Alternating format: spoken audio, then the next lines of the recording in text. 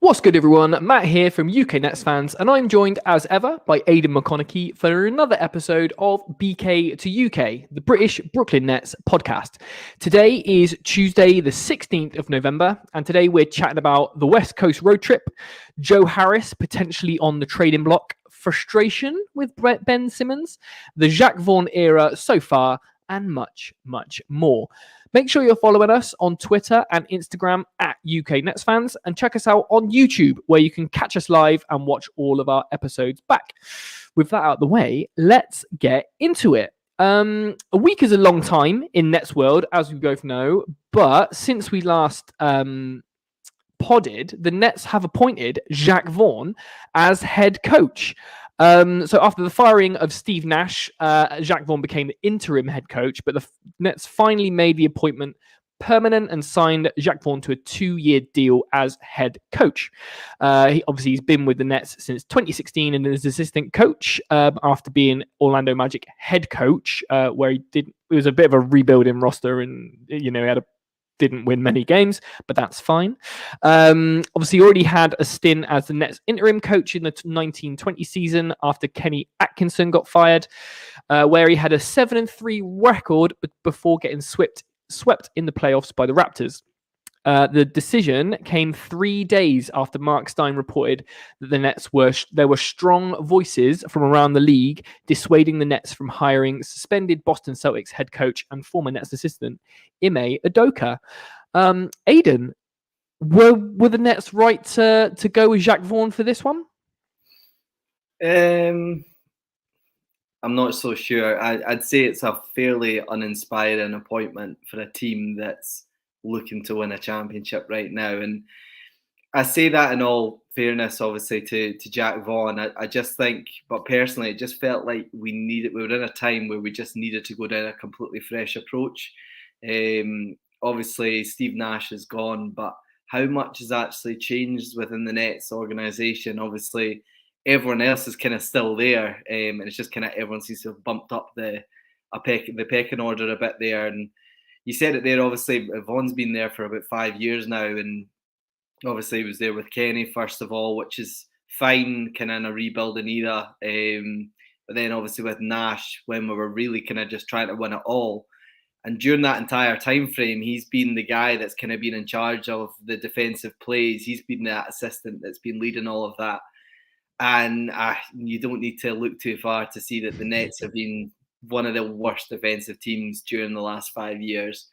I can completely understand why they didn't think Ime Udoka was the right move. If it looked okay to them after they've done the background checks, I wouldn't have had a problem with them going with that. But they obviously felt that it wasn't right. But you just have to think there must have been other choices than just falling back on your assistant coach, who you obviously decided a couple of years ago wasn't good enough for the starting role. For the head coach role. So I don't know. It's time will tell with this one, but it certainly has the feel of something that a rebuilding team would do rather than a team that's trying to win a championship this year. Yeah, it was weirdly underwhelming, I think, and unexpected, because all the chat was obviously on Ime Udoka, Quinn Snyder, who reportedly didn't really get anywhere close to being the Nets head coach or interviewing for it, really. But also, I think, Jacques Vaughn was just, obviously he's been out in and out, and it just felt like we needed a new direction and a new voice in the locker room, where Steve Nash kind of lost that. So it was surprising to see Jacques Vaughn. I think it was probably just a move to steady the ship a little bit. I think with all the kind of rockiness that's been going on with the Nets, especially this early on this season, to have a brand new head coach come in would have just obviously added another unknown quantity to it. So Jacques Vaughn, although he may have his limitations as a head coach, that still kind of remains to be seen. At least it's someone who's ingrained in the organization and has relationships with the whole team.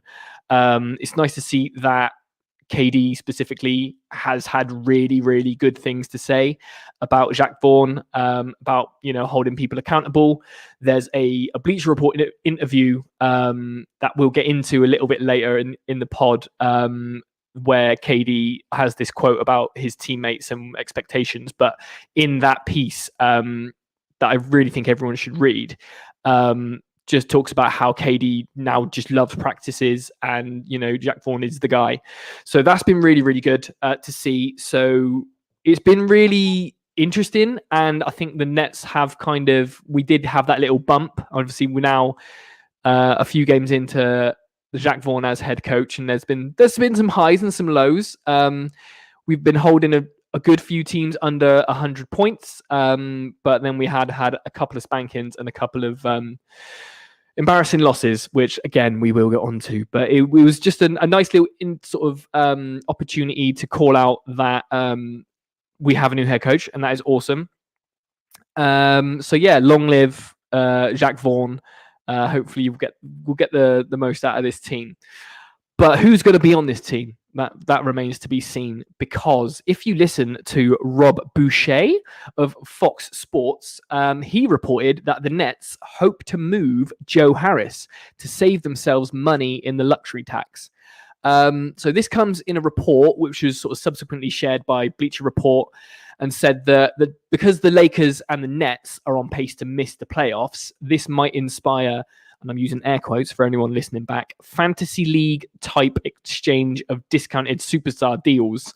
Basically, he spoke to an anonymous Eastern Conference GM and a Western Conference scout, who are kind of quoted throughout the piece to say that, in his opinion and their opinion, the Nets need to move Kyrie Irving now before he walks for nothing next year, and the Nets just need to blow it up.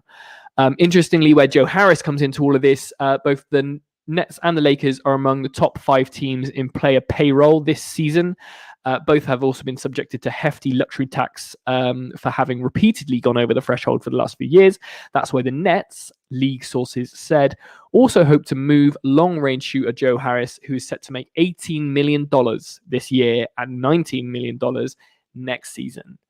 So the report kind of had a ton of caveats and saying it probably won't happen, but it could do, maybe. But we're a few games into the season now. Obviously, Joe Harris is coming off a long layoff. Do you think it's time to maybe move Joe on, because he's not really living up to that money, is he? Yeah, I mean, it's a tough one. Obviously, we've said for a wee while now that in terms of contracts, Joe's definitely probably the most expendable in the team. And it really kind of depends on what the return is right now. Obviously, like Ben Simmons, he's struggled to get back into rhythm, obviously, after a long time out. And I think obviously the article said that it's potentially to save luxury tax. I mean, it's making Harris sound like a bit of a salary dump. And like we were saying earlier, it's like, for a team that's trying to win it all, it's not really a move you do. You want to keep kind of best players around. And obviously Joe isn't looking great right now. And obviously if they want to get something decent in return for Harris, and they can do that, then yeah, you probably do make that move.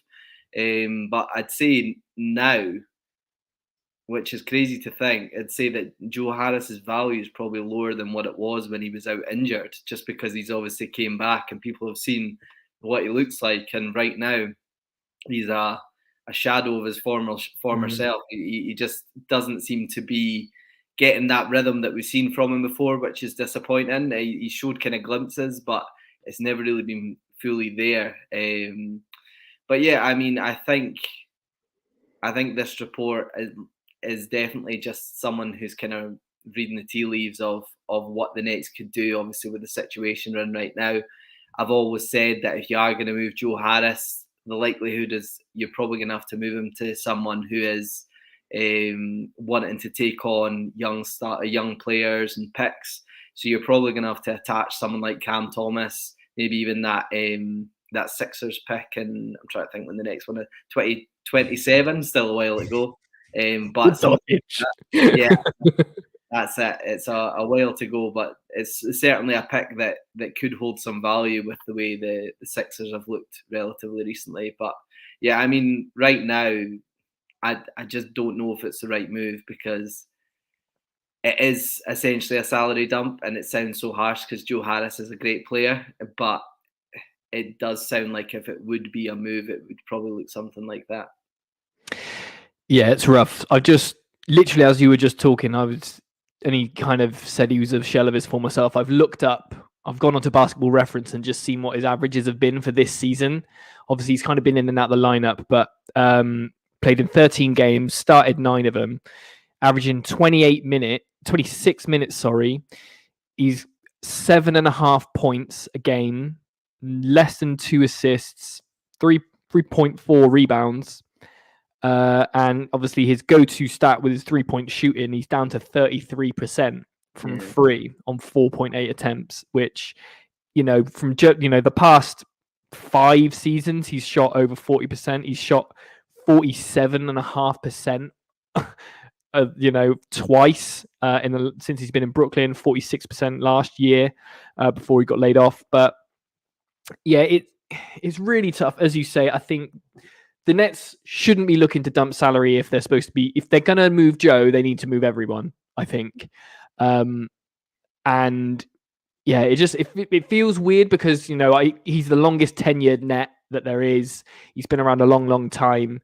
But the way Seth Curry in particular has been playing, he's basically doing what we want Joe Harris to be doing in being a marksman, scoring in bunches, taking some of that kind of pressure off Kevin Durant.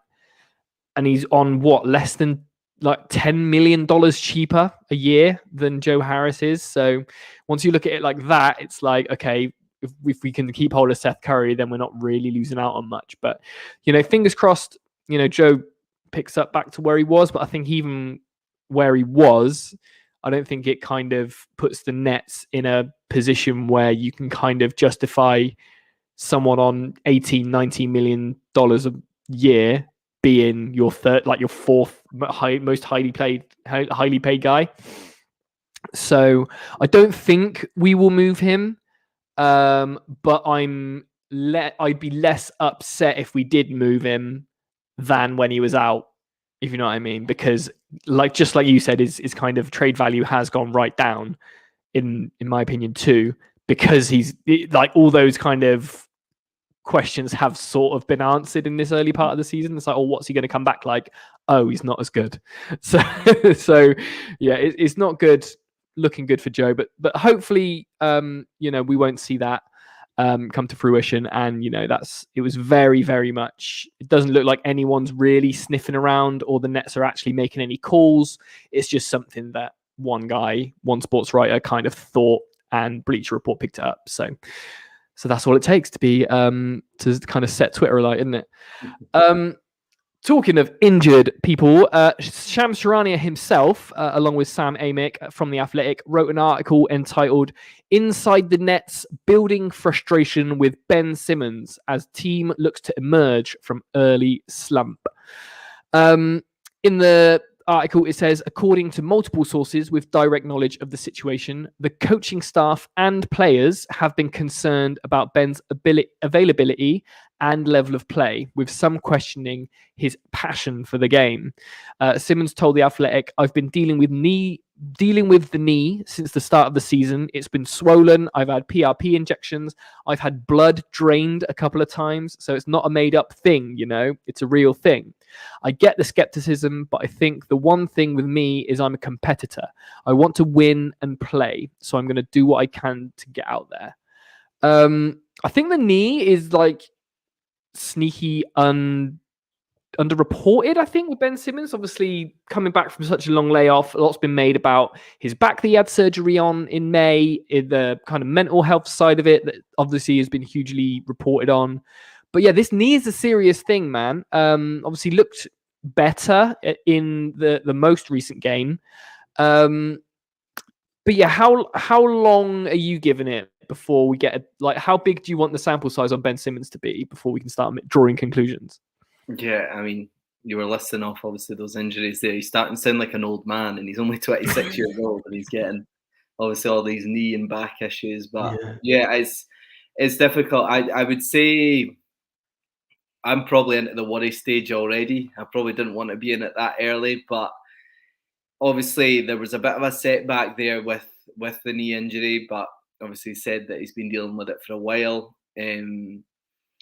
But it just really hasn't been inspiring stuff from Ben so far. And obviously, despite the odd moment of class where you do see that he is still a top player, it kind of gives you a bit of hope that he is turning a corner. Then he just doesn't look confident, and he just doesn't look like the same player. And it's just sad to watch at times when he comes in, because a guy like Ben Simmons, regardless of if he's kind of getting back into it, should be in the starting lineup, and he's coming off the bench and playing garbage time sometimes. And yeah, I just think I do think it is a mental thing just now, and he's got some barriers to break through. I obviously know that he was talking about how, I think it was after the Sacramento game, he was talking about how he I'm just trying to find what he was saying.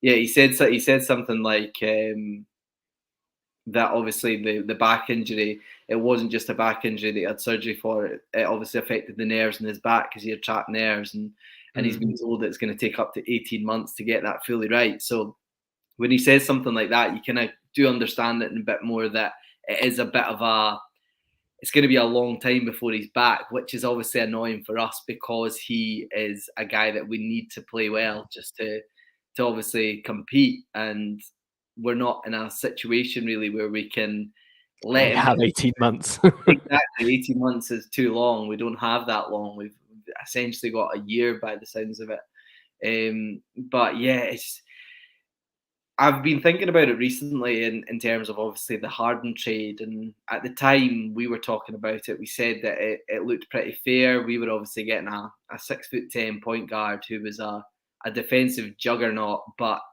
he's essentially unrecognizable right now. And looking back at that trade, it does feel like a loss, that regardless of what James Harden's done so far in Philly, he's obviously been a bit hot and cold as well. But I do think he can turn it around, and despite worrying now, I do think he can turn it around. But I think it's now down to the Nets to just put him in that starting lineup, and hopefully, from what we've seen relatively recently, he can start to integrate. And even if he's just that defensive juggernaut rather than the 6'10" point guard who can drive at the rim at ease, it's enough just because it'll help us on nights that we've seen recently if we can kind of focus more defensively on him. But yeah, right now he just seems like, he just feels like an afterthought because everything's on KD. All this pressure's on KD right now because it doesn't feel that Simmons can impact the game, which is a bit annoying. Like, yeah, especially when you're on $35 million a year. It's just, it's a lot of money for a backup center, isn't it? Yeah. So I've got a weird thought, and it's just come to me. What would you say to just chucking him in Long Island, just to absolutely murder people for a couple of weeks? And just get that, that mental side is just taken away. Like, ultimately, there is no consequences for what he does down there. 2, he's just going to absolutely beast everyone and get the ball on every possession and do whatever he wants. And it just takes away from the Nets having to find those kind of tweener, kind of in-betweeny minutes. Because it almost feels like the minutes that he does get are so they're not, like you said, they're in garbage time. So we're just trying to find ways that he can just get game speed reps rather than actually contribute to what we're doing. So obviously the media would go mental if he goes playing in the G League, but am I crazy? I like the way you're thinking. I think obviously what he needs is confidence, and if he's going to get confidence by playing against players that aren't that great. When right now, I mean, we've had a pretty tough start. He's playing against some really good basketball players. I don't know. I think it could go 2 ways if he done something like that. It potentially could be a knock to his confidence as well. You obviously want him to be around these guys all the time. You want him to feel like he's a big part of the team. Obviously, it's not felt like that right now. I don't know. I think I'd rather take the hit of like 5 or 6 games where they just chuck him in for 30 minutes in that starting unit and start to just try and build a bit of momentum, because I did feel even at times when he wasn't really playing great, when he was playing consistently in the starting lineup for those first couple of games, it did look like we were starting to build a bit of chemistry. And every single time, because he's changed his role essentially now, it just feels like it's completely gone now, which is annoying. I just think they need to just get him back in there to try and work out. I mean, we've lost the last 2 anyway, so what's the harm? Yeah. What's a few others if it means when we get to the turn of the year we start playing a bit better and a bit more chemistry. So Nice. So it's Christmas again, isn't it? We always said it's give it till Christmas to see if Nash still needs a job, but we're going to give it till Christmas to, I think, is that fair? Do you think give it till Christmas to see what Ben Simmons is like, and then before we can start getting worried? yeah, I think so. I think it's probably a good target because you know yourself, it's like the amount of games that we play. Even if we've lost quite a bit, we can still turn it around and make the playoffs. It's a funny league like that, but yeah, I do think that's an easy target, and especially because he'll be playing for 3 or 4 months. Then you've got to hope that if he's not up to full fitness, then there's not really many excuses that you can have. Yeah, indeed.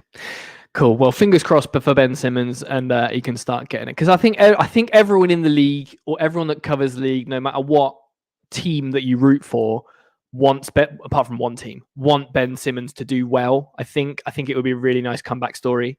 So yeah, we're definitely behind you, Ben, mate, because I know you're listening. But let's talk about some games, shall we? 4 games to talk about, 2 wins and 2 losses, including a very, very fun battering of our noisy neighbours, our little brothers, the New York Knicks. The 8th time straight that we beat the Knicks, which is always good. KD is undefeated against the Knicks as a Brooklyn Net. I think he's something like 16-3 against them all time, which is always entertaining. KD with a triple-double, 29 points, 12 assists, 12 rebounds, 2 blocks, a steal, 10-19 from the floor, 8-10 from the line. Just absolutely bossed it. And Seth Curry with a cheeky 23 off the Seth Curry with cheeky 23 off the bench.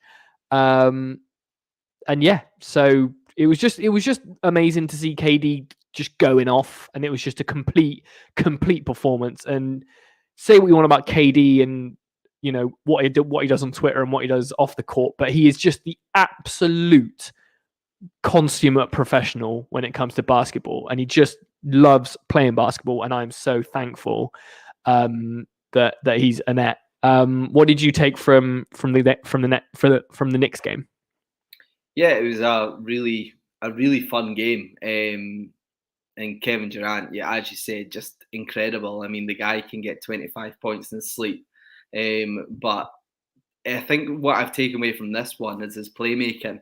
And I don't think it's been talked about enough this year because he's been so consistent scoring-wise. But I did kind of have a bit of hope at the start of this year, obviously, with Ben Simmons coming in, that kind of side of Durant's game could take a slight back seat, because he was doing a lot of it last year as well with Kyrie being out. But you just watch him, and he is such a skilled passer, and he's so knowledgeable about where his teammates are on the floor. This one especially, I think he linked really well with Sumner. He linked really well with Clarks. I think Sumner is definitely showing sparks of a great player while playing with KD, because KD just knows how to manipulate having these guys open, these guys that aren't as well known around the league for scoring. And certainly for now, someone like Sumner is loving playing with KD, you can tell, because of the amount of open looks he's getting and the amount of freedom he's getting for driving to the basket. Other things that I took away from this one, Royce O'Neal, that plus 44 plus minus, which is, I think I read somewhere it's like the highest Nets player in the play-by-play era or something like that, which is, a crazy stat. Even how inaccurate it can be at times, plus minus. From watching that game, he was kind of everywhere on the floor. He had that kind of passion that Nets players get when they do play against the Knicks, which was really cool to see. I think he's been an absolute steal. That first round pick is looking kind of less and less important as every game goes on. I think Royce O'Neal's been one of the constants this year with Kevin Durant. And yeah, as you mentioned, Seth Curry, just so nice to see him back to full health. Obviously, we've had players that have taken time to get back. What a difference it makes having him back in. And he could easily slot back into the starting lineup. But in terms of having him running the scoring in the second unit, it's just it just takes so much pressure off guys like Kevin Durant. So yeah, just a great game. And the Knicks certainly don't look half as good as I thought they would be this year with some of the additions they made. Yeah, it's been pretty woeful, that kind of those backcourts. I was sort of only Julius Randle that really turned up, and everyone else kind of were left in the locker room. It was strange to see Cam Thomas. Obviously, we waxed lyrical about Cam Thomas last week, but 6 points in 22 minutes, and we know he loves playing against the Knicks after his heroics from last season. But that was a little bit concerning to see. But you know, when you've got 23 in Seth Curry, you give it to the hot hand, don't you? Really. So yeah, that was cool. Just looking through, and there's literally kind of no one really else. Someone I think at 18, which was a season high, which is all go. Joe Harris scored 10 or 4 of 11 shooting, which in 32 minutes. Which obviously we've spoken about Joe, but yeah, it was just all about KD, and KD is God. We followed that up, the Knicks win with another win as we hit the road and went into the West Coast and faced the Clippers. Taking the W 110-95. And this was the 5th straight game that we'd held our opponents to less than 100 points. So, you know, building on that good defensive work that Jacques Vaughn is famed for.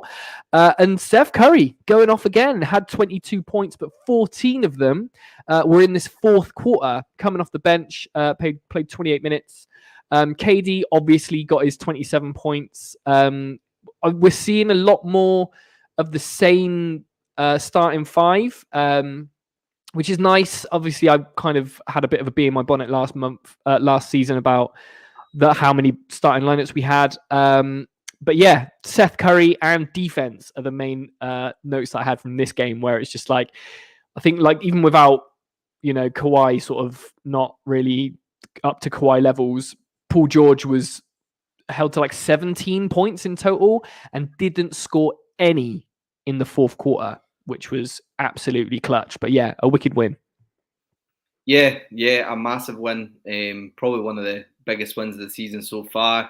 Just as you said it, you've got to give plaudits to Jacques Vaughn in this one. They came out with a game plan.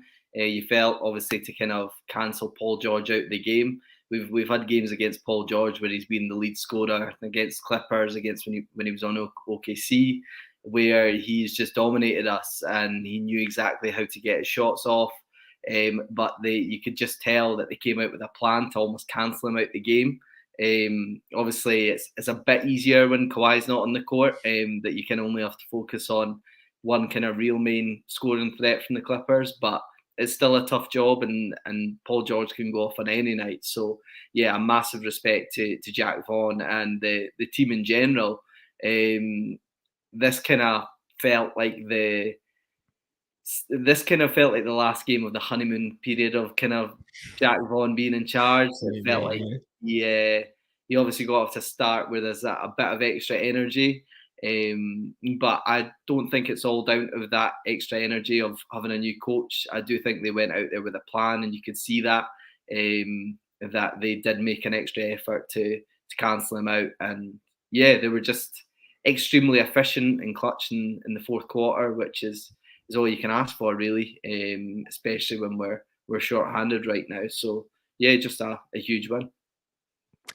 Well, we followed up that huge win with absolutely falling off a cliff. We sort of said before we started recording that if we'd have started this pod after that Clippers win, you know, it would have just been absolutely roses. But unfortunately not. We went, obviously, while we were in LA, we followed the Clippers game up with a game against the Lakers. Obviously, no Kyrie. No Seth Curry for this one, who'd been on a tear and contributing hugely to those 2 wins that we'd spoken about. No Simmons in this one. Nick Claxton didn't finish the game because he had an eye contusion.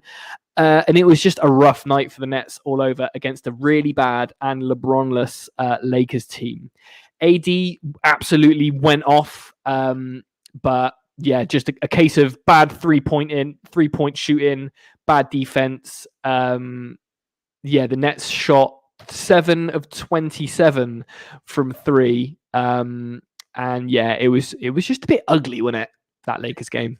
Yeah, it was, and we obviously were talking about it before we came on. It is a hard back-to-back when you go to LA and you're playing. When a back-to-back in the Crypto Center, we usually get a day in between. But it's a tough place to go to, and 2 teams that, regardless of how they're playing, have got stars there who can do a job on you. And I think, it's just a difficult one. Obviously, Anthony Davis was on an absolute tear, a monster night, really. He was no LeBron James, but I mean, when you're running kind of pick and rolls for AD and he's getting, even when he doesn't get kind of changed onto another guy, when he's on Claxton, it's so difficult to expect Nick Claxton to do a job on a guy like Anthony Davis, who side by side looks like he's like double the body weight of Nick Claxton. So it's tough. As you say, we were just so short-handed. I just kept thinking when I was watching this one, it felt like a game where we needed Kyrie Irving just to kind of get that extra scoring there. And it's difficult and frustrating when we've got all this stuff going off the court. When you see games like this, when there's a chance that we could potentially win it if we do have that extra scoring there. It's a case of what could have been. Some nice performances from Cam Thomas. Nice to see Utah back so soon after obviously rolling his ankle. Cyborg, absolute cyborg. How's he come back from that? I know. We've seen ankle injuries taking months. That was nice to see him come back. And I thought Morris as well. We've not really talked about him too much since his game here, but it was nice to see him putting a decent spurt and defensive job. Especially against just a tough night against Anthony Davis. But yeah, it was just one of those nights where we've been dominated by a big man, but we've seen that story 100 times. We have. We'll get on to it happening again in a minute. but yeah, just one of those horrible games. I think that kind of Jacques Vaughn kind of alluded to it, that Clippers game just took a lot out of this team. And yeah, that would be rough enough without losing who we lost as well. So yeah, just a pretty rubbish day at the office for the Nets team. But while we're talking about bad days at the office, we then kind of stayed local and faced the Kings, losing 100. We scored 121 points in that game and got blown out by 30 odd, which is crazy. So taking 121 but shipping 153 points. Just horrific if you're a Nets fan. So credit to the Kings, I guess, who just played KD really well. KD obviously still got 27 points because he's KD, but just got absolutely nothing from anyone else. So actually, well, shout out to Ed and Sumner who got 18 again, which is cool. But yeah, it was pretty rough. It was just one of those. It felt like one of those when you just the lid's on the basket and we just blow in some easy layups and it's just not falling and wasn't our night. And Sabonis just again kind of not to the same extent that AD did, but he was absolutely having it away on this game. Yeah, he seems to have a number quite often. But yeah, just an awful night. I mean, I imagine they probably got on the plane to Portland a night quicker than they probably just to get out of Sacramento, because it was very embarrassing. But yeah, just where was the defense that we saw last week? Like that was what I was wanting to know, because no one really looked committed. The guys that you expect to turn up defensively just weren't there at all. I don't know if they're just completely wasted and they're just getting to that stage of the road trip where they just need to get back to Brooklyn soon, just so that they can find a bit more just to get in their own bed and whatnot. But I mean, it's so easy to see the negatives in this one. I mean, I'll say a positive from this one. Personally, I think that was probably Ben Simmons' best game as a net, which was nice to see. I thought he looked a lot brighter. It was nice to see him drive to the rim on a few occasions. I took a screenshot on my phone of a stat that I saw, I think it was yesterday. I can't find it, but it was something like Ben Simmons drives to the basket as a net. He's had something like 8. He's only like drove to the basket like 8 times this season. In his last season at Philly, he averaged 11 drives per game. So it goes to levels that he's actually he averaged more in a single game than he's done since he's been here. So it just shows that the guy is not there right now. But he done it a couple of times against the Kings. He done it against Fox, who's obviously a much smaller defender. But if that's the way he needs to kind of get back into that by going at a guy that's a foot smaller than him, then so be it. And he got a couple of buckets off of that, which was good to see. 5 of 7 on the night, which is fine, is what you expect from him. Like to see those assists get up, but again, as I said, I think once he comes back into the starting lineup, you'll see those stats start to come up. And it's not about the stats; you just want to see him playing good basketball. But you do think that the assist numbers will come up once he's back playing with KD on a regular basis. But yeah, just a grim game. That must be the highest points we've given up. I don't think I've seen the Nets give up 150 points, especially in games that went to overtime anyway. But someone out there will have that stat.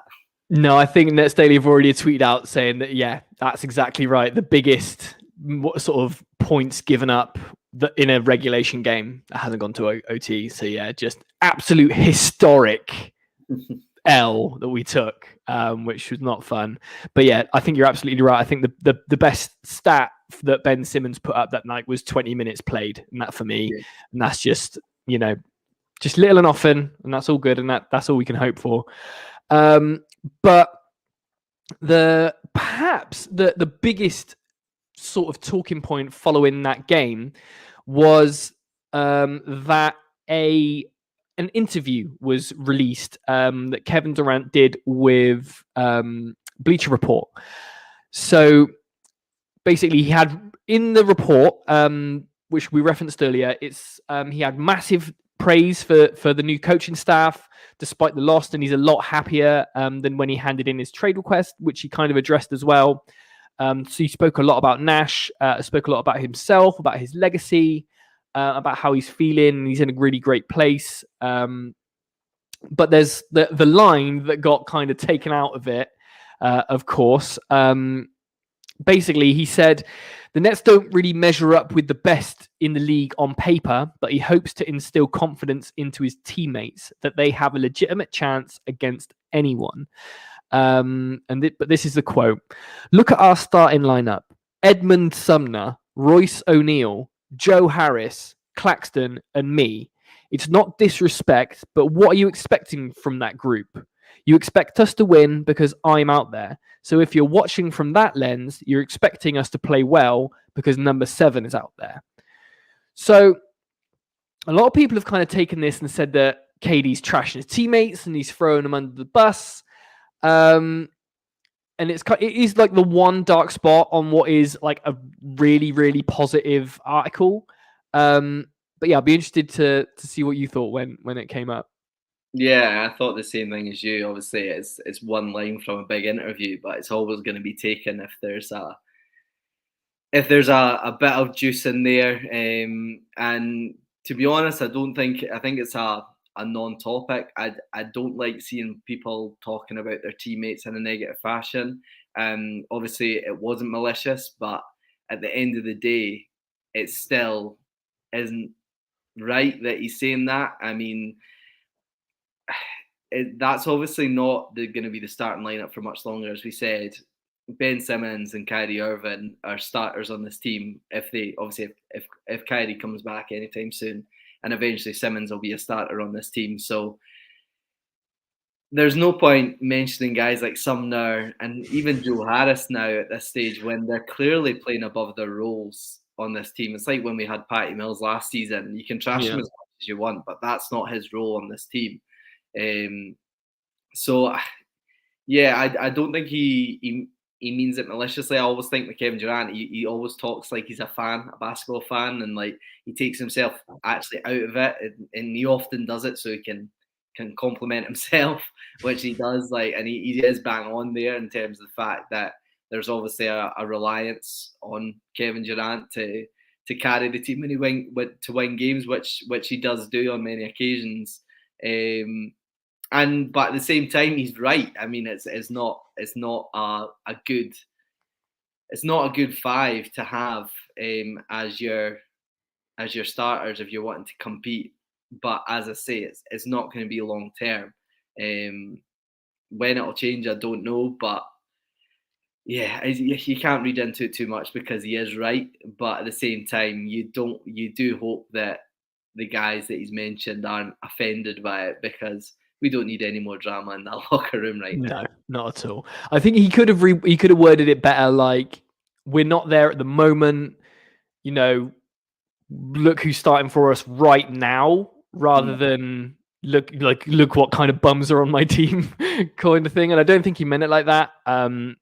But yeah, when you've got $70 million either not playing or not playing up to their potential, then it's just rough. And it's, I thought this. What do you think? Do you think that sort of externally that we kind of have the same expectations as we did have in like the Big Three era now, even though that, Ben's not himself yet, Kyrie's off the team, complete new squad. It feels like it's like externally, it's like the Nets have like fluffed it again. They're still rubbish, but it feels like a completely different team. So yeah, maybe that's kind of what he was sort of pointing to. I don't know. Yeah, I think you're right.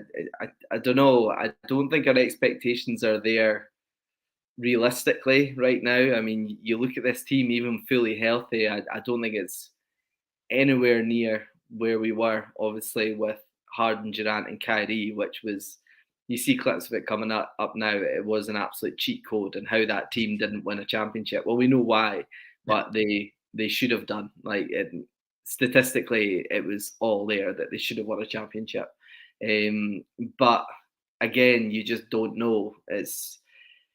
You don't know how much Ben Simmons is going to come back, how much he's going to improve, and how, if Kyrie's ever going to come back, because let's face it, that's not a guarantee right now.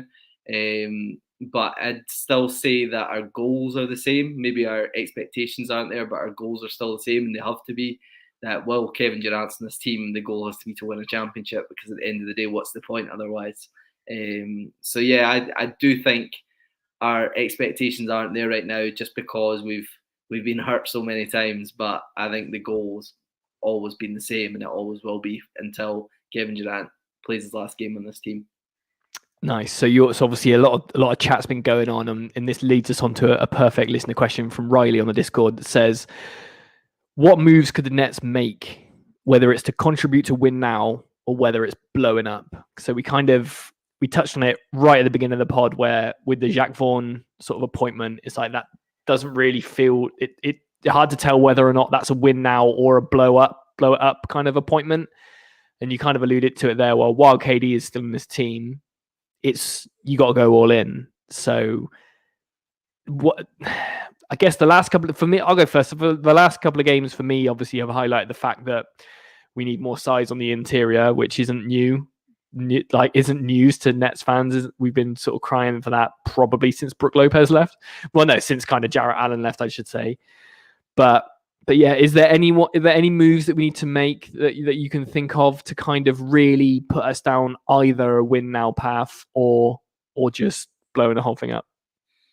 Yeah, I don't think we're near a blow up yet. And Katie's interview kind of confirmed that for me. Well, he's happy on this team. You've got to do anything it takes to win. And I don't know why, I'm starting to get the vibes of LeBron's last season with the Cavs, when it got to the trade deadline, and he just essentially just exploded the team to bring in as much talent as possible around him. Kind of ruined their future for the next 3 or 4 years, but they look all right now. But we seem to do that by ourselves anyway. So what does it matter? Anyway. But I do think the Nets are going to be extremely active trade-wise, and it's going to be probably the most difficult trade period. Obviously, the kind of unofficial trade opening when kind of something like a third of the league become tradable after signing new contracts and whatever. So I do think we'll be active, which is a bit annoying because we'll be making those trades at the time when we've not really seen what this full team looks like, which is disappointing. I think you're spot on. Some size and just as much wing help we can get. I could say Miles Turner, but I think I've said his name on every single podcast we've done so far this season. But the guy's putting up 8 and 9 and he's getting 3 blocks a game. It's like, if he's actually available for the fire sale rate that the Pacers are saying he is for, then just get it done and let him and Clax battle it out. So yeah, I don't know what the Nets want to do, but I do think they're going to be really active, and you can bet your bottom dollar that Kevin Durant's going to have a say in absolutely everything. Yeah, nice. I think I'll go with you. Someone like a Miles Turner, some big juicy body that can protect the rim would be absolutely lovely. But we got Nick Claxton, who could be a shout for most improved player, I think. So hopefully that continues. But yeah, a backup to that would be nice.